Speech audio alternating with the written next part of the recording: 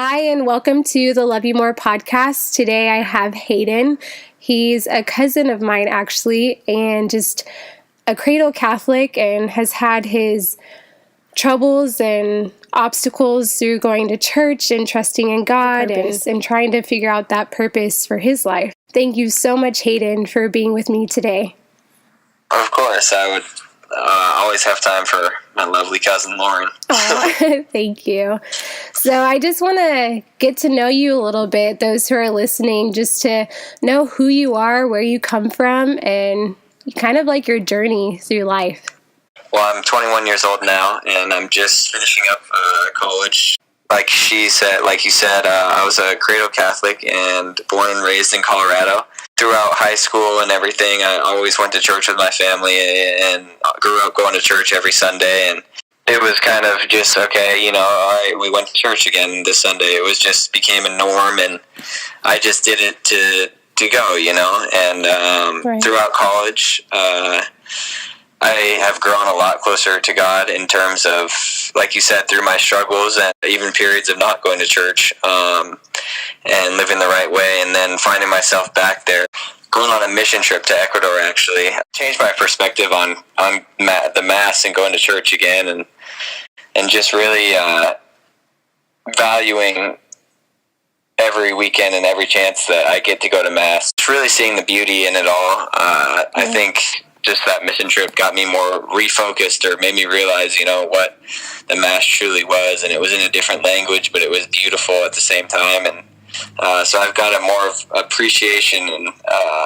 I really enjoy Mass instead of sitting in Mass and like I used to and saying, oh, okay, we just got the Eucharist, okay, it's almost time to go, or something like that. Counting but now down it's the minutes. Yeah. Yeah. Now I really enjoy it, each moment of it. Yeah, I love going to Mass now. It's awesome. So, From a guy's perspective, what do you think is the most difficult part about grasping your faith in high school and early college? I would say not many people are doing it. It's definitely not the popular thing. The popular things are, whether it ranges from partying or just, it doesn't have to be partying, but or hanging out with, the wrong crowd, doing whatever. It's not the majority who's living the right way. So, because who you hang out with around the most is who you're going to relate to the most and who you're going to be like. I like that. Who you hang around is who you become. So it's super important to have those like-minded, especially Christian individuals surrounding you on a daily basis. No, yeah, and it is tough to find. But then once you do, it's, to me, what I've experienced is that you meet more and more people because those people have more friends. Some people maybe who aren't living the right life like you were or something, maybe, then you find out they are, and you can help each other out and different things like that. But I think it's an amazing realization once you find a group of people, or whoever it is, or one person that you can relate to and who is trying to get on the right path as well to heaven. Yeah. Then it makes it easier, and you find more companionship and a lot more people that are doing the same.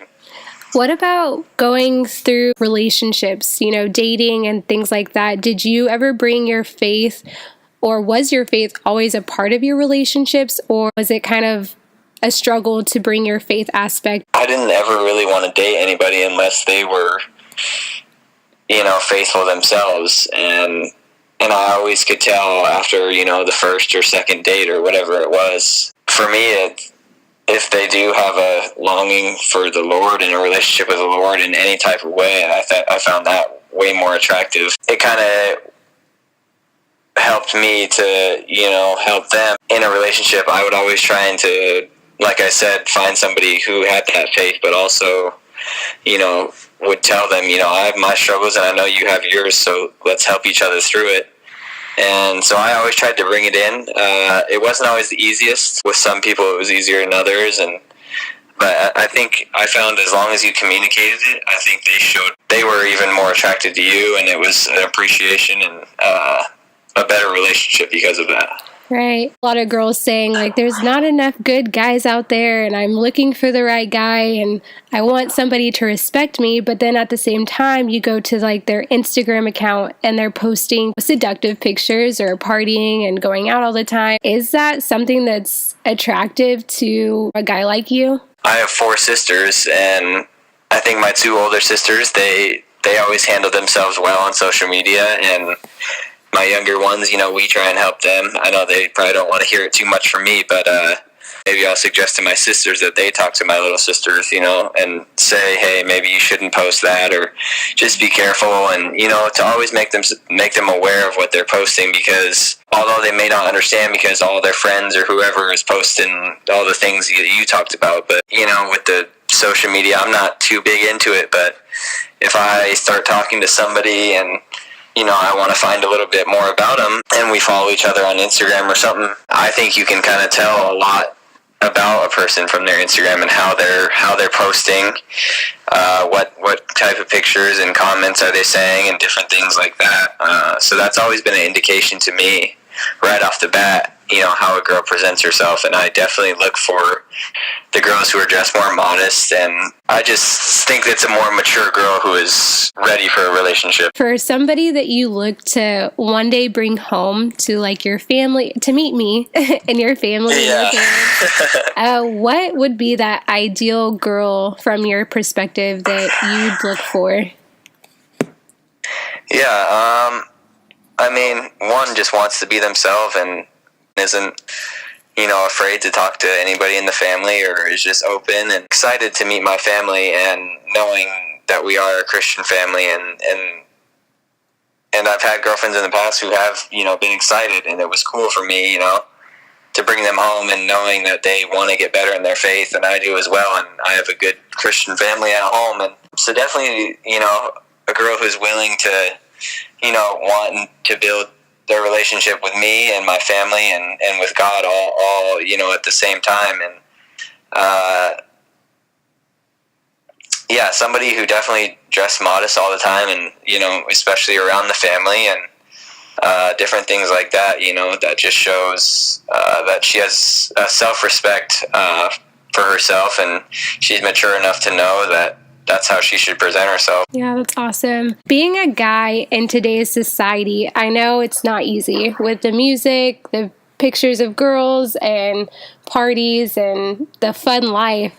How do you keep yourself focused on the important things of life and keeping God first? It's definitely tough, and before I went on that mission trip and got refocused, I did my first 2 years of college experience. My relationship with God was not very existing. I think for me personally, I always felt at the end of the day, before I went to bed, that I was missing something, and that I was longing for something more, or nothing really that I was doing could fulfill it. And so then when I made my change and turned back to God, I could fall asleep easier. I could feel more at peace with myself. So that was a big thing for me. For some guys out there looking to build a stronger relationship with God, like, is there any type of routine that, you found yourself getting into, or is there a routine that you could advise that guys do to start building that stronger relationship with God?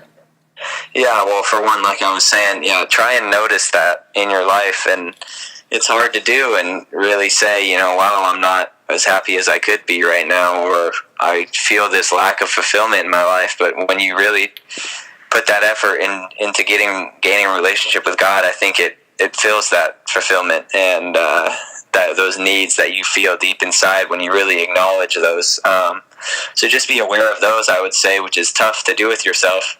Yeah. Because you want to tell yourself, I'm good, I'm doing fine, I'm having fun, but is it really fulfilling at the end of the day? Also, like I was talking about before, finding those good guys who are on the same path or struggling with you as well. I've had a friend since I was little, and we kind of just have always held each other accountable, and he's a good Christian kid as well, and whenever we're struggling with something, we'll talk about it with each other. And so, finding somebody, who you can be open with and talk about whatever it is that you're struggling with, because, a lot of times for me and him, it's the same similar struggles, and we can help each other out and talk through it. Being a Christian guy in this culture and generation, what is some advice that you'd give to girls out there that are searching for that attention from the right guy? What kind of advice would you give them to be that girl that a guy like you would be interested in? A lot of times I see people in general, not just girls, but people in general, rushing into relationships or just dating someone to date them. But I think just to be patient and knowing that God has a plan for you. You do need to experience life at the same time. I'm not saying shun everybody until you find the perfect guy or something, because that doesn't exist. But be patient with God, and he has a plan for you. Just trust that. Dressing modestly, but you can still, look beautiful. And I always tell my sisters, you don't need makeup. You look beautiful, But they it's funny, but that's so cool. So different things like that, but just presenting themselves in a mature way, and not being afraid to talk about their faith to whoever it is, whether it's, whether they know the person is Christian or not, or the guy who they might be attracted to or something, and if you are open about that and people know that you're a faithful girl, then I think that will attract, those faithful guys too. Even though they may be struggling with some things too, but, maybe you guys can help each other be better. But, yeah, if you're open with your faith and talk about it and people know, and you're not embarrassed about it, I think the right guys will come along. That's awesome. Great advice. Well, thank you so much for being with me today. I know those listening will be able to better understand that there's a better life out there, and that if you just wait and be patient, and for girls to know their worth and know their dignity and know that you don't have to hide your faith, to find the right person. And for guys, it is a struggle out there, but if you just surround yourself with like-minded guys, and more so Christian guys that can lead you down that right path, you'll end up finding the right girl. And, all of the temptations in life and struggles, they'll be there, but with God, you can definitely overcome. Thank you so much again for being with me today. I'm so blessed to know you, and then not only that, but to have you part of my family. Yeah, of course. Thanks for having me.